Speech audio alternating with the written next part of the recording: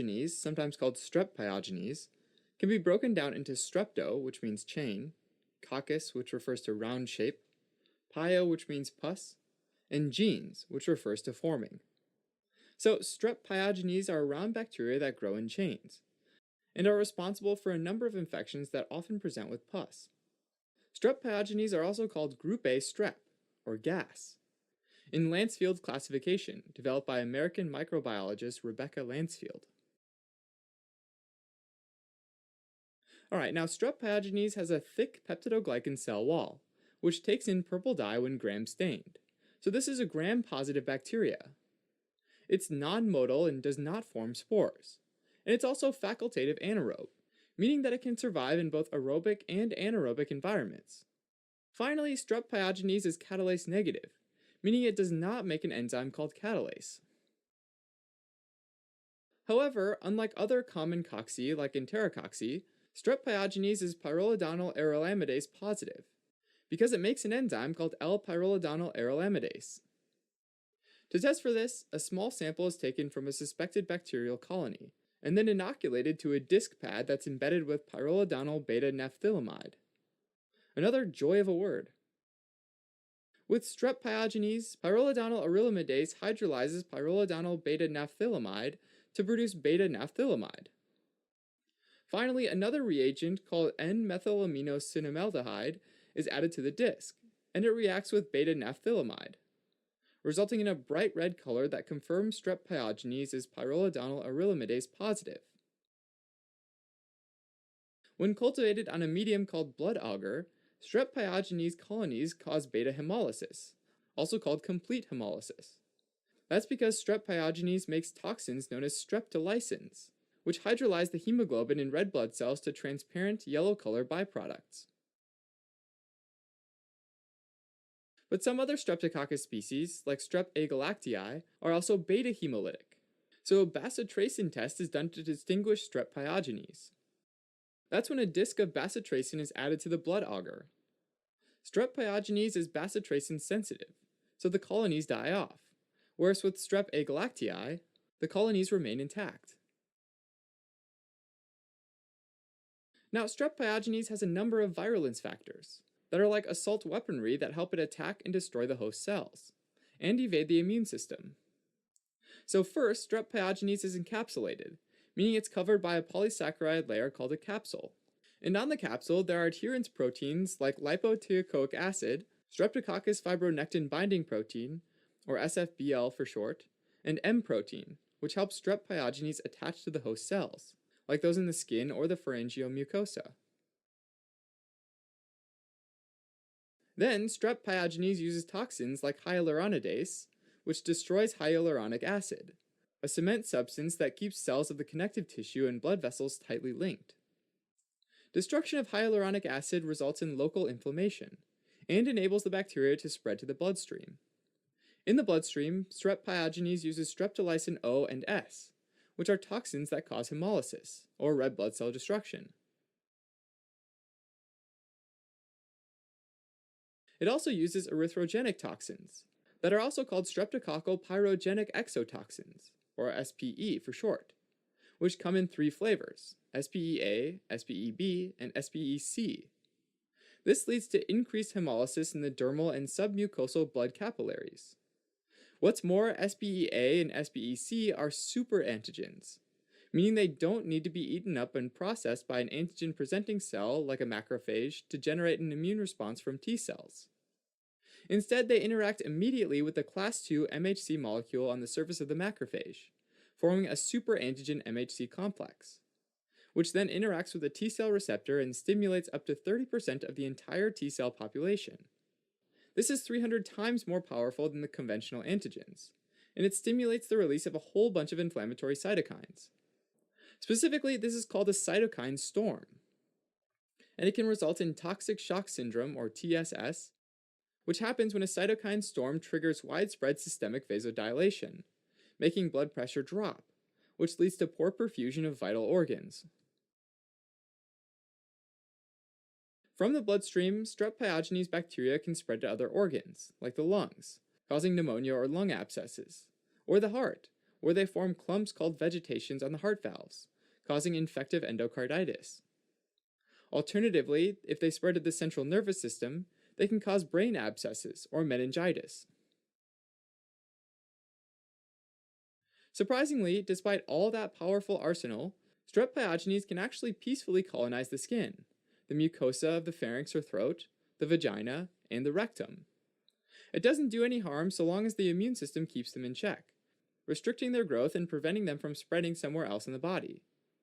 Problems arise in individuals with weaker immune systems, like infants and the elderly. Other immune weakening conditions include HIV infection, diabetes, or a malignancy. In these cases, strep pyogenes usually gets in the bloodstream through a breach in the skin, a mucosal laceration, or following surgery.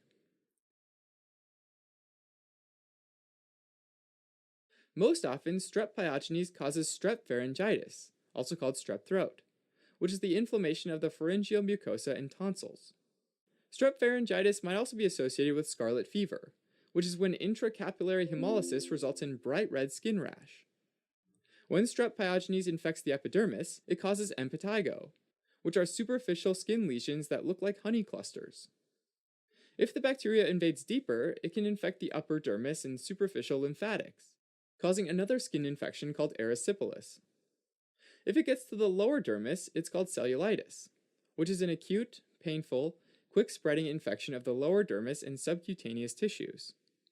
Sometimes the infection can spread even deeper, to the muscle fascia, causing necrotizing fasciitis, which is when the muscle fascia and subcutaneous tissue are destroyed in a process called necrosis. Finally, strep pyogenes can also cause post-infectious sequelae, which are complications that arise even after the bacteria has been eliminated from the body. For example, following strep pharyngitis, there might be acute rheumatic fever, or ARF for short. This complication arises because strep pyogenes has a bacterial M protein that mimics the structure of some proteins that make up the tissues in the body, like the myosin and glycogen of heart muscle and smooth muscle cells. This is not to say that they're identical, but rather that they're similar enough for the immune system to confuse these self-structures with the bacterial M protein, resulting in a type 2 sensitivity reaction.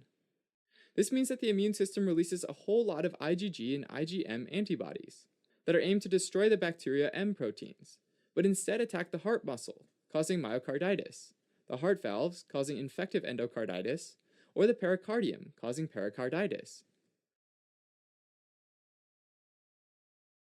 Another post-strep pyogenes complication is post-streptococcal glomerulonephritis, which means acute inflammation of the kidney's glomeruli, most commonly seen after impetigo.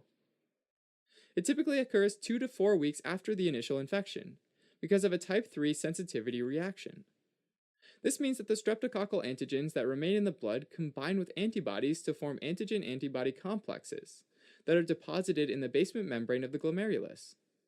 This can activate the complement system and attract neutrophils to the glomeruli, resulting in kidney damage.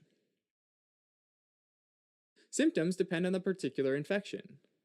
With pharyngitis, there's fever, painful swallowing, and the tonsils look reddish, swollen, and there might be pus on them. With impetigo, there are itchy, honey-colored scabs on skin which can become fluid-filled blisters. With erysipelas, there are warm and painful lesions on the skin, with raised edges. With necrotizing fasciitis, there's fever, and the skin over the affected part becomes painful and purple-colored. With scarlet fever, there's fever, a bright red skin rash, and sometimes the tongue has a sandpaper feel. Finally, with acute rheumatic fever, there's a mnemonic for the symptoms, and that's Jones. J is for joints inflammation, O is for heart damage that causes new heart murmurs, N is for subcutaneous nodules typically seen on the elbows, knees, and the forearm, E is for erythema marginatum, a rash with thick red margins, and finally S is for Sydenham's chorea, which is characterized by rapid involuntary movement of the face and hands. With post-streptococcal glomerulonephritis, there's mainly facial edema and dark red urine, because glomerular damage allows red blood cells to pass in the urine. Diagnosis of strep pharyngitis can be done with rapid strep test, or RST, which looks for bacterial antigens in a throat swab. However, since this bacteria can peacefully colonize people's pharynges, RSD gives a lot of false positives, so a definitive diagnosis requires a culture from a throat swab. For skin infections, cultures can be done from the fluid inside blisters or from debrided tissues, and blood cultures can be done when a systemic infection is suspected. Ultimately, the treatment of strep pyogenes infections is penicillin, because unlike some other streptococcal species, which have developed penicillin resistance over time, strep pyogenes is still sensitive to good old penicillin G. For people who are allergic to penicillin, cephalosporins like ceftriaxone and macrolides like azithromycin might be used. Additionally, for necrotizing fasciitis, urgent tissue debridement is necessary. Alright, as a quick recap, Streptococcus pyogenes are gram-positive round bacteria that live in chains. They're non-motile, non-spore-forming, beta-hemolytic, and bacitracin sensitive. They colonize the pharynx, vagina, or the skin, where they're part of the normal flora, but in some cases they might take advantage of a weakened immune system and cause infections like strep pharyngitis, scarlet fever, impetigo, and necrotizing fasciitis. Post-infectious sequelae include acute rheumatic fever and post-streptococcal glomerulonephritis. Diagnosis might be done with a rapid strep test for throat infections, but a definitive diagnosis requires cultures from the affected site. Treatment can be done with penicillin G, and alternatives include cephalosporins like ceftriaxone and macrolides like azithromycin.